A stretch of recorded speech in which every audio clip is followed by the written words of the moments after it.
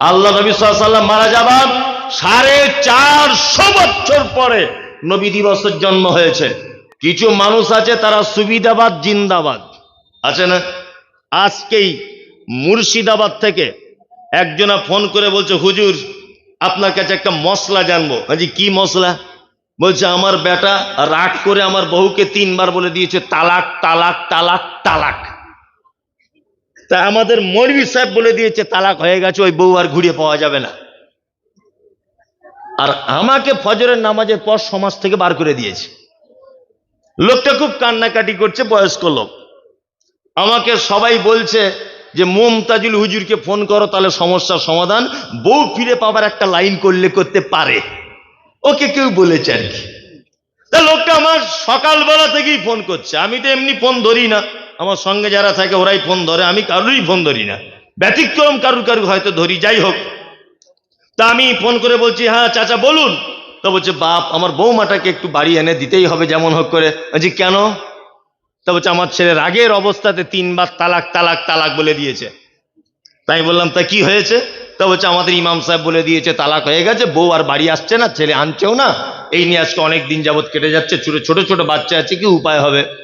আমি তখন বললাম, আপনি কোন মাযহাবের লোক? তা বলছে আমি আবু হানিফার লোক। আর তুমি যখন আবু হানিফার লোক, তাহলে আমাকে আর ফোন করো না, তোমার তালাক হয়ে গেছে। কারণ তোমার আবু হানিফা বলেছে তালাক হয়ে গেছে, আর ইসলাম বলেছে তালাক হয়নি। একই বৈঠকে 3 বার তালাক তালাক তালাক বললে তালাক হবে না, খুব বেশি যদি হয় 1 তালাক হবে। ভালো করে বুঝবেন, ওতে কোনো সমস্যা নেই। তবে এটা থেকে বিরত থাকাই উত্তম, এই ভাষা না বলাই উত্তম, তাই না? আমি বললাম, চাচা তুমি যদি আবু হানিফাকে নিয়ে যদি বসে থাকো, তাহলে তোমার ওই বউ আর জীবনে বাঁচবে না, ওই বউ জীবনে বাঁচবে না। তখন ও বলছে, না না যদি আমি তোমাদের দলে হয়ে যাই। বলছি চাচা তাহলে কাঁচা কুঞ্চিলি আমার বাড়ি তুমি চলে এসো, তোমার পাছার চামড়া তুলে দিই আর বউ ঘরে এনে দিই। হারামখোর, তুমি যখন সুবিধাবাদ, তোমার বউ আসছে না তখন তুমি আহলে হাদিস, তোমার বউ আসছে না তখন তুমি আমাদের কাছে ফতোয়া নিতে আসছো, হ্যাঁ? আর স্টেজে উঠে বলছো আব্দুর রাজ্জাক বিন ইউসুফ কাফের, মতিউর রহমান মাদানী ইহুদিদের দালাল, মুমতাজুল ইসলাম ইহুদিদের দালাল। বিয়াদব তুমি তখন কোথায় ছিলে? আর সুবিধাবাদ জিন্দাবাদ, তোমার বৌমা আসতে পারছে না বলে ফতোয়া নিতে আসছো তুমি আমাদের কাছে। শুনুন একটা কথা বলে দিই, আল্লাহ সুবহানাহু ওয়া তাআলা বলছেন, ইয়া ওমা আতাকুমুর রাসূল ফাখুযুহু ওমা নাহাকুম আনহু ফান্তাহু। আমার রাসূল যেটা দেয় সেটা গ্রহণ করো, আমার রাসূল যেটা থেকে নিষেধ করে তার থেকে দূরে থাকো। ইসলামের দাড়ি পাল্লা ওজন করা হবে 2টো জিনিসে। কয়টা জিনিসে? 2টো। 1 হাদিস, 2 আল কোরআন। আপনাকে এখানে একটা কথা বলে দিই, যারা বলছে আমরা মাযহাব মেনে চলি অমুক মাযহাবকে, সেই সমস্ত হুজুরদের আর শ্রোতাদের কাছে, আর সোশ্যাল মিডিয়ার মাধ্যমে এতগুলো লোক দেখছে, লক্ষ লক্ষ মানুষ দেখবে, আপনাদের কাছে বিনীত অনুরোধ যে কোরআনের এই আয়াতটা আপনার অনুযায়ী আপনি নিজে ব্যাখ্যা করে বলুন, মিনকুম শব্দটা আল্লাহ কোন ব্যক্তিদের জন্য ব্যবহার করেছে? পৃথিবীতে যারা নেই তাদের আর কোন রকমের কিছু নেই। শুনুন একটা কথা আপনাকে জিজ্ঞাসা করে নিই, আপনার জানা থাকলে বলবেন। ইমাম আবু হানিফা রাহিমাহুল্লাহ তিনি একজন বড় আলেম ছিলেন, এই ব্যাপারে আমি ওনাকে ছোট করছি না, নিশ্চয়ই তিনি বড় আলেম ছিলেন, এ কথা আমি অস্বীকার করছি না। নিশ্চয়ই তিনি বড় আলেম ছিলেন, এটা আমি অস্বীকার করছি না। তবে ইমাম আবু হানিফার জন্ম হয়েছে 80 হিজরিতে। আল্লাহ নবী সাল্লাল্লাহু আলাইহি ওয়াসাল্লাম পৃথিবী থেকে চলে গেছেন 11 হিজরিতে। 11 হিজরিতে আল্লাহর নবী সাল্লাল্লাহু আলাইহি ওয়াসাল্লাম পৃথিবী থেকে গেলেন। 80 হিজরিতে আবু হানিফার জন্ম হয়েছে। 150 হিজরিতে আবু হানিফা রাহিমাহুল্লাহ তিনি মারা গেছেন। আর একটা কথা বলে দিই, আল্লাহর নবীর জন্ম হয়েছে, মৃত্যু হয়েছে 11 হিজরিতে, আর জন্ম 80 হিজরিতে। মানে আল্লাহর নবী পৃথিবী থেকে চলে যাবার কত বছর পর আবু হানিফার জন্ম? আর 80 থেকে 11 বাদ দেন, 69। আবু হানিফা নিশ্চয় মায়ের পেট থেকে ইমাম হয়নি, পড়াশুনো করতে হয়েছে। হয়েছে কি হয়নি? 10 বছর ধরে নেন পড়াশুনো করেছে, তাহলে কত হলো? 79, তাই তো? আমি আপনার কাছে প্রশ্ন রাখছি, যারা বলছে মাযহাব না মানলে জাহান্নাম চলে যেতে হবে, আমি বলছি আবু হানিফা ইমাম হওয়া শুরু, আল্লাহর নবী পৃথিবী থেকে চলে গেছেন, এই যে 79 বছরের গ্যাপ, ৭৯ বছরের মাঝখানের লোকগুলো কোন মাযহাব মেনে চলতো হুজুর আপনার কাছে? এটা আমার প্রশ্ন। দুই নম্বর প্রশ্ন হচ্ছে এই, আবু হানিফা রাহিমাহুল্লাহ 150 হিজরিতে চলে গেছেন। ইমাম শাফি, ইমাম মালিক, ইমাম আহমদ বিন হাম্বল, ইমাম ইবনে তাইমিয়া, ইমাম মুসলিম, ইমাম বুখারী প্রত্যেক আইম্মায়ে কেরামগণ 300 হিজরির ভিতরে পৃথিবী থেকে চলে গেছেন। 300 হিজরিতে প্রত্যেক ইমামগণ পৃথিবী থেকে চলে গেছেন 300 হিজরি হতে হতে। তখনো পর্যন্ত কোনো মাযহাব ছিল না, তখনো পর্যন্ত কোনো ইমাম ছিল না। তারও 150 বছর পরে মাযহাবের জন্ম হয়েছে। মানে আল্লাহ নবী সাল্লাল্লাহু আলাইহি ওয়াসাল্লামের মারা যাবার আপনার 450 বছর পরে মাযহাবের জন্ম হয়েছে। মাযহাব মানবে মানে হ্যাঁ, আল্লাহ নবী সাল্লাল্লাহু আলাইহি ওয়াসাল্লাম মারা যাবার 450 বছর পরে শবে বরাতের জন্ম হয়েছে। আল্লাহ নবী সাল্লাল্লাহু আলাইহি ওয়াসাল্লাম মারা যাবার 450 বছর পরে নবী দিবসের জন্ম হয়েছে। আল্লাহ নবী সাল্লাল্লাহু আলাইহি ওয়াসাল্লাম মারা যাবার 450 বছর পরে যত বেদাত সব সৃষ্টি হয়েছে 450 বছর পর। এই 450 বছরের ভিতরে কিছু ছিল না। খুব সাবধানে থাকবেন। আমরা যারা বর্তমান বেঁচে আছি দুটো জিনিসের উপর আমরা দাঁড়িয়ে থাকবো। এক, আল্লাহর পক্ষ থেকে এসেছে আল কোরআন। দুই, বিশ্ব নবী জনাবে রাসূলুল্লাহ সাল্লাল্লাহু আলাইহি ওয়াসাল্লামের আনিত দ্বীন অর্থাৎ হাদিস। আল্লাহ নবী সাল্লাল্লাহু আলাইহি ওয়াসাল্লাম তিনি বলছেন, তারাকতু ফীকুম আমরাইন লাম তাজিল্লু মা তামাসসাকতু বিহিমা কিতাবাল্লাহি ওয়া সুন্নাতে রাসূল। অতদিন পর্যন্ত তোমরা তোমাদের শির দ্বারা উঁচু করে বেঁচে থাকতে পারবে, অতদিন পর্যন্ত তোমরা তোমাদের মাথা উঁচু করে জাতির সামনে কথা বলতে পারবে, যতদিন পর্যন্ত তোমরা দুটো জিনিসকে আঁকড়ে ধরে থাকবে। এক, আল্লাহর কিতাব। দুই, মুহাম্মদ সাল্লাল্লাহু আলাইহি ওয়াসাল্লামের সুন্নাত অর্থাৎ সহিহ হাদিস। এই দুটো বাদ দিয়েই যখন অন্যজনকে হুজুরি বলে ডাকতে যাবে তখন তোমরা বিপদে পড়ে যাবে। কি বললাম বুঝলে? আশ্চর্য ব্যাপার। একটা জলসায় বক্তা বক্তব্য রাখছে, আল্লাহ নবীর নাম যতবার না বলছে ওর বড় হুজুরের নাম ততবার। তোমার হুজুর কি লাট সাহেবের বেটা হ্যাঁ, কি লাট সাহেব তোমার হুজুর? পৃথিবীর সব থেকে দামি মানুষ মুহাম্মদ সাল্লাল্লাহু আলাইহি ওয়াসাল্লাম, যে মানুষের ব্যাপারে বলা হচ্ছে লাকাদ কানা লাকুম ফি রাসূলিল্লাহি উসওয়াতুন হাসানাহ, একটা মানুষের জীবনের সমস্ত ব্যাপারে আদর্শ চরিত্র, আদর্শ নমুনা কে? মুহাম্মদ সাল্লাল্লাহু আলাইহি ওয়াসাল্লাম। এই লোকটাকে বাদ দিয়ে, এই মানুষটিকে বাদ দিয়ে আমরা দুনিয়ার ওই বড় হুজুর, মেজ হুজুর, ছোট হুজুর, বেটে হুজুর, লম্বা হুজুর, ন্যাংটো হুজুর, জামাওয়ালা হুজুর, হুজুরের আর পীরের শেষ নাই। আর যেইখানে যাচ্ছি পীর। আল্লাহ আল্লাহ, এদের কাহিনী বলতে বলতে আমাদের সব শেষ, তাই না? আল্লাহ তারপরে কি বলছেন? ওয়ালা তাত্তাবিউ মিন দুনিহি আউলিয়া, ওয়ালা তাত্তাবিউ, আল্লাহ বলছে আনুগত্য করবে না। মিন দুনিহি, এইটাকে বাদ দিয়ে অর্থাৎ হাদিস এবং কোরআন বাদ দিয়ে, আউলিয়া, ওলি। ওলি এক বচন, এর বহু বচন কি? আউলিয়া, তাই না? এবার আপনাকে একটা কথা বলি, আমরা শুনি না আল্লাহর ওলি। আল্লাহর ওলি হওয়া সহজ না কঠিন? আল্লাহর ওলি হওয়া সহজ না কঠিন? যা জানেন তাই বলুন। হ্যাঁ কঠিন। এই যে বলছে কঠিন, খুব কঠিন, মানে কিছু বুঝে না আর কি। আল্লাহর ওলি হওয়া পৃথিবীর যত কাজ আছে সব থেকে সহজ কাজ আল্লাহর ওলি হওয়া। কিন্তু আমাদেরকে কেমন করে বুঝিয়েছে বন্ধুরা আমার। অমুক দরবার শরীফ একটা আল্লাহর ওলি ছিল, 30 বছর বিয়ে শাদী কিছু করেনি, জঙ্গলে বসবাস করত, আর বড় বড় গোপ, মাথায় তেল দিত না, কারুর সঙ্গে কথাবার্তা বলতো না, শুধু হু হু এরকম করে জিকির করতো বট গাছের তলায়, একটা ঠ্যাং উপরের দিকে তোলা থাকতো, মারাত্মক আল্লাহর ওলি। এইসব আমাদেরকে ওলি বোঝানো হয়েছে। ঠিক বলছি না ভুল বলছি? হ্যাঁ, এত বড় আল্লাহর ওলি ছিল।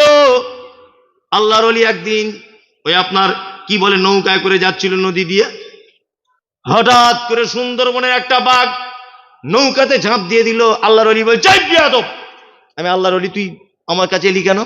বাঘ তখন বলছে, স্যার ভুল হয়ে গেছে, আপনি তো ওলি ব্যাপারটা বুঝতে পারেনি। বলছে বাপ তখন নদীতে ঝাঁপ দিয়ে দিল। নদীতে ঝাঁপ দেওয়ার পরে দুটো হাত জোর করে বলছে, ওলি সাহেব ভুল হয়ে গেছে। আচ্ছা বলুন তো, নদীতে পানির মাঝখানে বাঘ হাত জোর করতে পারে? হ্যাঁ, এই যে আল্লাহর ওলিদের ঘটনা। আশ্চর্য হয়ে যায়। আল্লাহু আকবার। আল্লাহর অলি।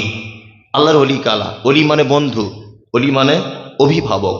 এখান থেকে দুটো মানে আপনি নিতে পারেন। অভিভাবক কাকে বলে এটা আগে বুঝতে হবে। আমি মমতাজুল ইসলাম, আমার একটা ছেলে আছে, আমার ছেলে চুল কাটবে, টাকা কার কাছে চাইবে? আমার কাছে। আমার ছেলের একটা জুতোর প্রয়োজন, কার কাছে চাইবে? আমার কাছে। আমার ছেলে অসুস্থ, তার দেখাবার দায়িত্ব কার? আমার, তাই না? আমার ছেলের যত রকমের অভিযোগ এটা মেটাবো কে? আমি। আর আমার ছেলে বলবে কাকে? আমাকে, তাই না? আমাকে বলবে।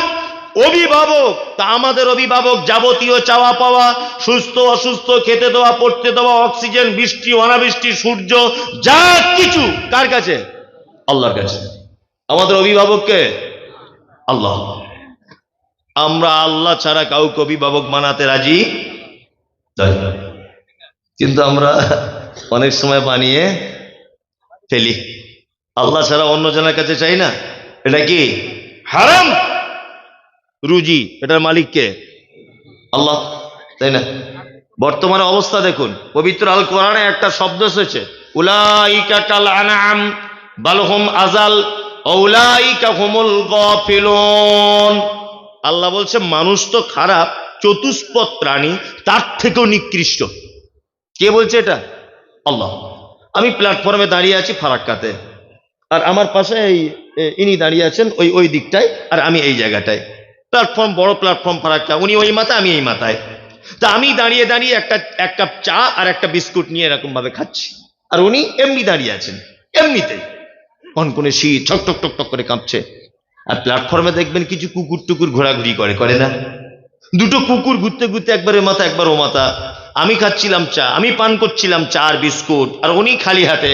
বলুন তো, কুকুরটার তো কোনো মুখে ভাষা নেই, আছে? আচ্ছা বলুন, ওই কুকুরটা দাঁড়াবে কোথায়, ওনার কাছে না আমার কাছে? বুঝে বলুন। আমার কাছে। কেন? ও জানে যে মমতাজুল সাহেবের কাছে একটু যদি বিস্কুট ভেঙে দেয়, তার মানে কুকুরও বোঝে এর কাছে মাল পাওয়া যাবে, তাই না? এই মুহূর্তে আমার রুজির মালিক, আর ও খালি হাতে আছে, কিছুই নাই, ঘোড়ার ডিম, তাই না? তা আমরা মানুষ চতুষ্পদ প্রাণীদের থেকে নিকৃষ্ট। রুজি দেয় কে? আল্লাহ। আল্লাহ রুজি দেয়, এটা আমরা জানার পরেও অন্য জায়গাতে আবার মাথা নত করছি না? অন্য মানুষের কাছে চাচ্ছি কি চাচ্ছি না? শিরক হারাম। আল্লাহ। দোকানদার ব্যবসা করছে, ভালো বিজনেসম্যান একজন, দোকান যেদিন উদ্বোধন করেছে, দেখছি বিশাল একটা তাবিজ ছবি করে একদম ল্যামিনেশন করে বাঁধিয়ে দোকানের দরজার সামনে লাগিয়ে। কারণ তাবিজ তোমার কি করবে? তাবিজ কি করবে? তোমার ব্যবসার উন্নতি করে দিবে? তোমার ওর তাবিজে যদি তোমার ব্যবসায় উন্নতি হয়, তো ও হারামখোর কেন তাবিজ বেচে খাচ্ছে? ওর তাবিজে তুমি যদি কোটিপতি হয়ে যাও, তা ও কেন 20 টাকার বিনিময়ে তাবিজ বিক্রি করছে? 2024-এ তোমার হুঁশ ফেরে না? যাবতীয় ব্যাপারে অভিভাবক কে আমাদের? আল্লাহ। যা কিছু চাওয়া পাওয়া লাগবে কার কাছে? আল্লাহর কাছে চাওয়া লাগবে। অলি আল্লাহর বন্ধু। চলুন আপনাদেরকে আমি একটা আল্লাহর বন্ধু সম্পর্কে হাদিস এবং কোরআন দিয়ে কয়েকটা চমৎকার ঘটনা আপনাদের সামনে বলছি। দেখুন তো ঘটনাটা শুনতে ভালো লাগে কিনা। ভালো না লাগলেও এর ভিতরে অনেক শিক্ষা রয়েছে, অনেক শিক্ষা। প্রথমে আপনাদেরকে বলি, আমাদের কাছে বর্তমানে সব থেকে বড় অলি, আল্লাহর বন্ধু, আচ্ছা আমরা কাকে মনে করি? কাকে বেশি মনে করি? একটু বলুন সবাই মুখটা খুলিয়ে। মুহাম্মদ সাল্লাল্লাহু আলাইহি ওয়াসাল্লাম। আর তারপরে আমরা অলি হিসাবে কাদেরকে জানি? 4 খলিফা। আবার 4 খলিফার ভিতরে একজন শ্রেষ্ঠকে, ইয়েস, আবু বকর রাদিয়াল্লাহু তাআলা আনহু, তাই না? এইবার আপনাদেরকে একটা কথা বলি, হযরত আবু বকর নাম শুনলে কি বলি? রাদিয়াল্লাহু তাআলা আনহু।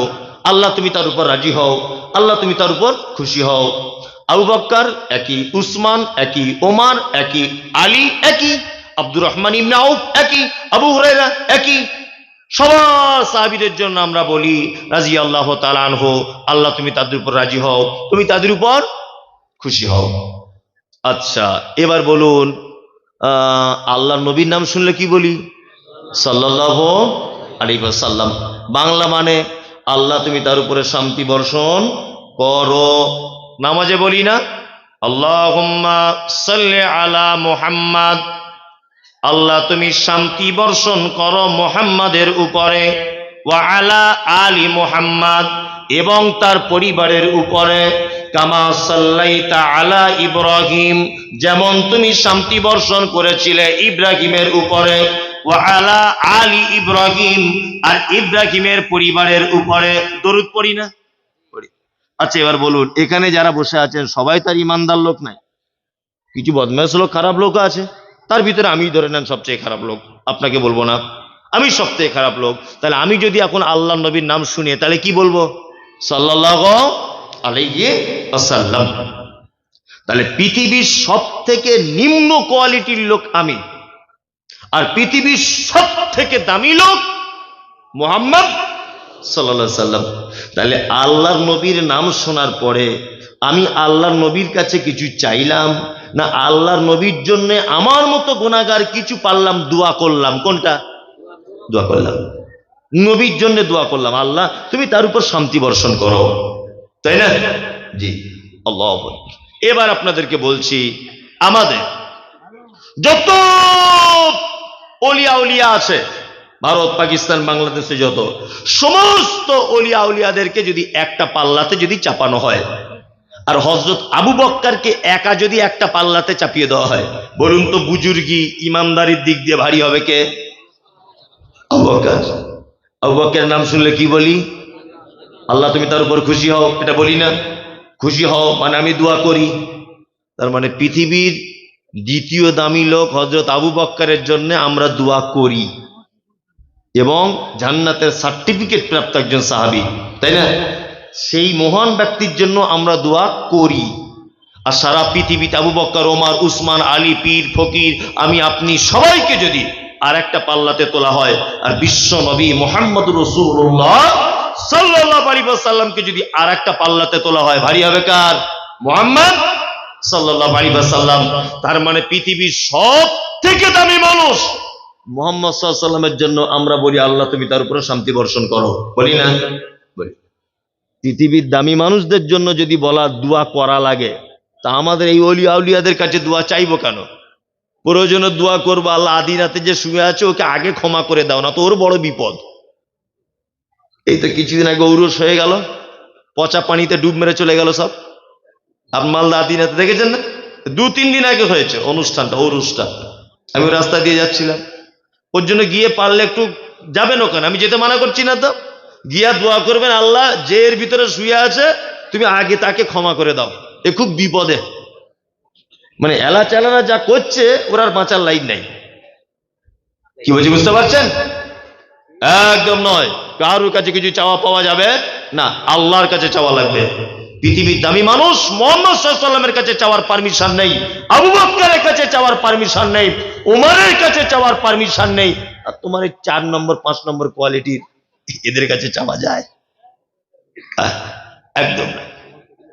আউলিয়া, এই দেখুন আপনাদেরকে এবার আউলিয়া আল্লাহর বন্ধু তাদের দুটো একটা পরিচয় করিয়ে দিই, কেমন লাগে দেখুন।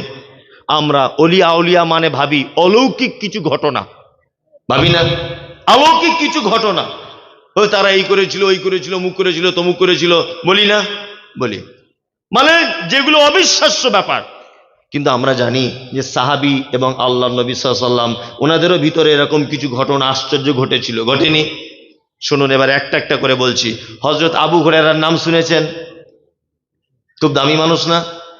আল্লাহ নবীর সঙ্গে পেয়েছিলেন মাত্র 3 বছর। কত বছর? 3 বছর মাত্র আল্লাহ নবীকে সাথে পেয়েছিলেন। সাহাবীদের ভিতরে সব থেকে বেশি হাদিস বর্ণনা করেছেন কে? আবু হুরায়রা রাদিয়াল্লাহু তাআলা আনহু। অথচ আল্লাহ নবীকে সাথে পেয়েছেন 3 বছর।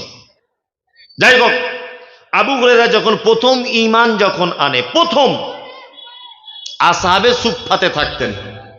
আসহাবে সুফফা মানে আল্লাহ নবী সাল্লাল্লাহু আলাইহি ওয়াসাল্লাম নামাজ পড়াতেন যে মেম্বারে, ওই মেম্বার থেকে আম্মাজান আয়েশা সিদ্দিকা রাদিয়াল্লাহু তাআলা আনহার হুজরা, এইটুকু জায়গার নাম হচ্ছে রাউজাতুম মিন রিয়াজিল জান্নাত।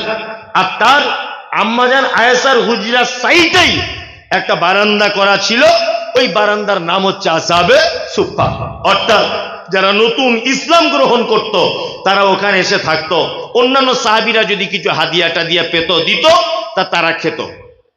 হযরত আবু হুরায়রা বলছেন যে আমার একদিন এত খিদা লেগেছে আমি আর থাকতে পারছি না, আমার আর থাকার কোনো অবস্থা নেই। তা আল্লাহ রাসূল যেখানে খুতবা দেন মেম্বারে, ওই মেম্বারে এইরকম ভাবে হেলান দিয়ে বসে আছি আমি। কে বলছেন? আবু হুরায়রা রাদিয়াল্লাহু তাআলা আনহু। আবু হুরায়রা মনে মনে ভাবছেন যে এখানে বসে থেকে তো কাম কিছু হবে না, খাওয়া দাওয়ার ব্যবস্থা কি হবে, বরং আমি রাস্তার দিকে যাই, রাস্তার দিকে যাই, গেলে হয়তো কিছু খাওয়া দাওয়া হবে। হযরত আবু হুরায়রা ভাবছেন যে রাস্তার দিকে তো যাব, কিন্তু ডাইরেক্ট তো কারু কাছে চাইতে পারবো না, আল্লাহর নবীর সাহাবী বলে কথা, লজ্জার ব্যাপার। আল্লাহর নবীর সাহাবী হযরতে আবু হুরায়রা রাদিয়াল্লাহু তাআলা আনহু আস্তে আস্তে করে রাস্তাতে গিয়ে বসে আছেন। ওই রাস্তা দিয়ে আসছেন কে না হযরতে ওমর ফারুক রাদিয়াল্লাহু তাআলা আনহু। হযরতে ওমর সালাম দিলেন, হযরতে আবু হুরায়রা সালামের উত্তর দিলেন। হযরতে আবু হুরায়রা হযরতে আবু বকরকে জিজ্ঞাসা করে বলছে, আবু বকর ভাই, কোরআনের এই আয়াতটা সম্পর্কে একটু বলে দাও, কোরআনের একটা আয়াত সম্পর্কে বলে দাও তো। আচ্ছা বলুন, ক্ষুধার্ত মানুষ যার একদিন দুদিন খাওয়া হয়নি, এই লোকটার চোখ মুখ দেখলে বোঝা যাবে না? যাবে কি যাবে না? সতেজ মানুষ আর একটু কমজোরি মানুষ বোঝা যাবে না? তা হযরত আবু হুরায়রা ভাবছেন যে আবু বকরকে দেখা হলে কোরআনের একটা আয়াতের কথা বলবো আর আমার দিকে ফিরবে, নিশ্চয় আমার পরিস্থিতিটা বুঝতে পারবেন যে আমার খিদে টিদে লেগেছে। আবু হুরায়রা চালাকি করলেন, হযরত আবু বকর শুনলেন, শোনার পর আবু বকর চলে গেলেন কোরআনের আয়াতের উত্তর দিয়ে। হযরত আবু হুরায়রা ভাবছেন মনে হয় তাহলে আমার আর চালাকি কাজ হলো না। ওই পাত দিয়ে আবার আসছেন কে না হযরত ওমর ফারুক রাদিয়াল্লাহু তাআলা আনহু।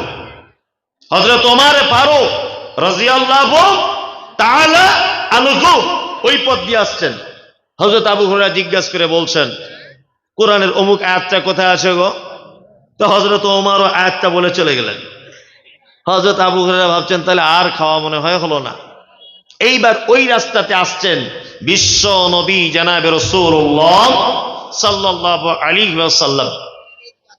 আবু হুরায়রার দিকে তাকিয়ে মুচকে হেসে দিলেন আল্লাহর নবী। হেসে দেওয়ার পরে বলছেন, আবু হুরায়রা চলো আমার সাথে, চলো চলো আমার বাড়িতে চলো। তা আবু হুরায়রা বলছেন, আল্লাহর নবী হাঁটছেন আর আমি আল্লাহর নবীর পিছনে পিছনে যাচ্ছি। আল্লাহ রাসূল বাড়িতে ঢুকে গেলেন আর আমাকে আল্লাহ রাসূল বলছেন, আবু হুরায়রা, আরে বরকতের খানা আছে আবু হুরায়রা, তাড়াতাড়ি রেডি হও। আল্লাহ রাসূলকে দেখলাম এক পেয়ালা দুধ আনলেন, কেউ হাদিয়া দিয়ে গেছে। তা হযরত আবু হুরায়রা মনে মনে ভাবছেন যে এক পেয়ালা দুধ, ওতে আর কি হবে, ওতে একদিন দুদিন খাওয়া হয় না, ওটা পেটের এক কোনায় পড়ে থাকবে। আবু হুরায়রা মনটা খুব খারাপ যে এইটুকু দুধে আর কি হবে। এইবার আল্লাহ রাসূল বলছেন আবু হুরায়রাকে, আবু হুরায়রা, আসহাবে সুফফাতে যতজন সাহাবী আছে সব সাহাবীকে ডেকে আনো। তখন আবু হুরায়রা ভাবছেন এক পেয়ালা দুধ তো আমার একাই হবে না, আবার আল্লাহ রাসূল আসহাবে সুফফাতে যারা আছে সবাইকে ডেকে আনতে বলছে, তো সাংঘাতিক ব্যাপার। কিন্তু আল্লাহ রাসূল আদেশ করেছেন, এটা তো অমান্য করার কোনো জায়গা নেই। হযরত আবু হুরায়রা চলে গেলেন। চলে যাওয়ার পর সমস্ত সাহাবীদেরকে ডেকে আনলেন, একজন দুইজন করে দুধ পান করাতে হলো। 1 থেকে 150 জন সাহাবী দুধ পান করে নিলেন। আবু হুরায়রা পান করছেন, একবার পান করলেন, বিশ্ব নবী বললেন, আবু হুরায়রা তুমি আবার পান করো। হযরতে আবু হুরায়রা দ্বিতীয়বার পান করলেন। বিশ্ব নবী বলছেন, আবু হুরায়রা তুমি আবার পান করো। হযরতে আবু হুরায়রা বলছেন, ইয়া রাসূলুল্লাহ, আমার আর পান করার কোনো পরিস্থিতি নাই, আমার এতদিনের ক্ষুধা সমস্ত ক্ষুধা যেন আমার মিটে গেছে, আমার পেটে আর কোনো জায়গা নাই। হযরত আবু হুরায়রা বলেন, আমি পরিতৃপ্ত সহকারে দুধ পান করলাম, আর 1 থেকে 150 জন আসহাবে সুফফাতে যত সাহাবী ছিল সমস্ত সাহাবীদের দুধ পান করে পেট ভরে গেল। আমি আল্লাহর নবীকে যখন পেয়ালাটা দিলাম দেখলাম দুধ যেমনকার দুধ তেমন রয়েছে, কমা বাসে কিছু নাই। আচ্ছা, এটা একটা আশ্চর্য ঘটনা না? আমরা যদি আল্লাহর ওলিদেরই ঘটনা শুনবো তা আমরা এইগুলো শুনবো, তাই না? চলুন আর একটা আপনাকে মজার ঘটনা বলে দিই।